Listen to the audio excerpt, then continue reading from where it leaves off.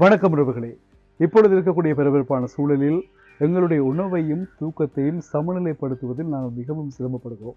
இரவில் தூக்கம் இல்லாமல் பலர் விழித்திருக்கின்றார்கள். தூங்குவதற்கான வாய்ப்பு கிடைத்தும் இடமிருந்தும் தூக்கம் வராமல் இருக்கக்கூடிய உறவுகள் ஏராளம்.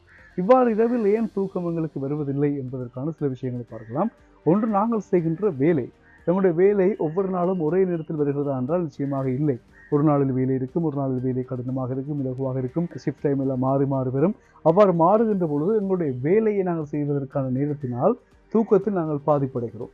இவ்வாறு தூக்கம் எங்களுக்கு குளுக்கோஸ் அளவு சீராக்குவதிலும் ஹார்மோனுடைய செயற்பாட்டுக்கும் மிக குறைவாக இருக்கிறது. எனவே நாங்கள் உண்ணுகின்ற உணவும் எங்கள் தூக்கத்தினுடைய மிக காரணமாக அமைகிறது என்று சொன்னால், இரவு நாங்கள் தூக்கத்துக்கு செல்லுவதற்கு முன்பு அதிகமாக உண்ணக்கூடாது. இது எங்கள் உறக்கத்தை பாதிக்கும் என்று சொல்லுகின்றார்கள் மருத்துவர்கள். அது மட்டும் இல்லாமல் நாங்கள் தூங்குவதற்கு முன்பு அதிகமாக சாப்பிட்டு விட்டு எந்த ஒரு பயிற்சிகளும் இல்லாமல் அப்படியே தூங்க போய்விடும். பகலில் என்றால் சாப்பிட்ட அப்புறம் அங்கே போவோம் இங்கே போவோம் நடப்போம். அப்போ உடல் சரியான மாதிரி உணவு செரிமானம் அடையும். இரவில் அப்படி இல்லை, படுத்த உடனே தூங்கி விடுவோம். அப்படி நாங்கள் உண்ணுகின்ற உணவு எங்கள் உடல் எடை அதிகரிக்க காரணமாகுது. இரவில் தூக்கம் வராமலும் நாங்கள் தவிர்ப்பதற்கு காரணமாக இருக்கிறது. அதே போல் நாங்கள் படுக்கின்ற படுக்கை அறை எவ்வாறானதாக இருக்க வேண்டும் என்பதிலும் நாங்கள் மிக அவதானம் செலுத்த வேண்டும். சில ரூம்ஸை பார்த்தீங்கன்னா, பெட்ரூம் பார்த்தீங்கன்னா சரியான இருட்டாக இருக்கும், ஜன்னல்லாம் அடைச்சி பூட்டி இருக்கும், ஃபேன் சுற்றி கொண்டிருக்கும், அல்லது ஏசி போட்டுப்பட்டிருக்கும். இவ்வாறு மிகவும் என்ன சொல்கிறது, எல்லாம் செயற்கையாகவே இருக்கும். உண்மையில் எங்களுடைய படுக்கை அறை சரியான மாதிரி ஒரு விசாலமானதாக, ஒரு ஒளி உள்ளதாக சொல்லுவாங்க. படுக்கையறையில் வெள்ளை பெயிண்ட் அடிக்கணும்னு சொல்லுவாங்க இல்லையா சில பேர். அவ்வளவு ஒரு வெளிச்சமாக இருக்க வேண்டும்.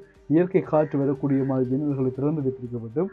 அப்படியெல்லாம் இருந்தால் எங்களுடைய தூக்கம் லேசாக அமையும் என்பது 100% உண்மையான விஷயம். எனவே எங்களுடைய தூக்கத்தை நாங்கள் சரியான முறையில் தூக்கத்தை நாங்கள் மேற்கொள்வதற்கு எங்களுடைய உணவிலிருந்து, படுக்கை அறையிலிருந்து எல்லாமும் காரணமாக அமைகிறது. இப்பொழுது நேர பிரச்சனை என்பது மிக முக்கியமானது. ஏன்னு சொன்னால், நேரம் ஒரு நாளைக்கு நாங்கள் இரவு தூங்கக்கூடிய மாதிரி இருக்கும், அடுத்த நாள் ஏதாவது பிரச்சனை வரும், அல்லது வேலை கூட ஆஃபீஸில் இருக்கும், அல்லது வேறு வேலைக்கு போகக்கூடியதாக இருக்கும். அப்போ ஷிஃப்ட் டைமால் தூக்கத்தை நாங்கள் தொலைக்கிறோம். இவ்வாறு நேரம் பிந்தி அல்லது நேரம் மாறி நாங்கள் தூங்குவதும் எங்கள் உடலுக்கு கேடு என்று மருத்துவர்கள் சொல்லுகின்றார்கள். தூக்கத்திற்காக ஒரு நேரத்தை ஃபிக்ஸ் பண்ணி வச்சுருக்கணும்.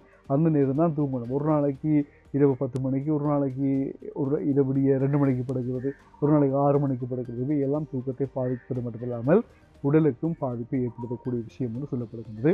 எனவே தூக்கம் தானே என்று நாங்கள் அதை சாதாரணமாக விட்டுவிடாமல் சரியான மாதிரியில் நாங்கள் அதற்கான நேரத்தை ஒதுக்கி சாப்பாட்டில் கவனம் செலுத்தி படுக்கையறை தொடர்பான விஷயங்களை தெளிவாக வச்சுக்கொண்டு நாங்கள் தூக்கத்தை தயார்படுத்தினால் நிம்மதியான தூக்கத்தை தூங்கலாம். உடல் உழைப்புக்கும் எங்களுடைய சோர்வுக்கும் அது காரணமாக அமையாது, நல்ல ஓய்வாக இருக்கும். அதன் பிறகு அடுத்த நாள் சிறப்பான முறையில் நீங்கள் வேலைகளை தொடங்கி செய்வதற்கு அது உந்து சக்தியாய் அமையும். மீண்டும் சந்திக்கும் உறவுகளே, வணக்கம்.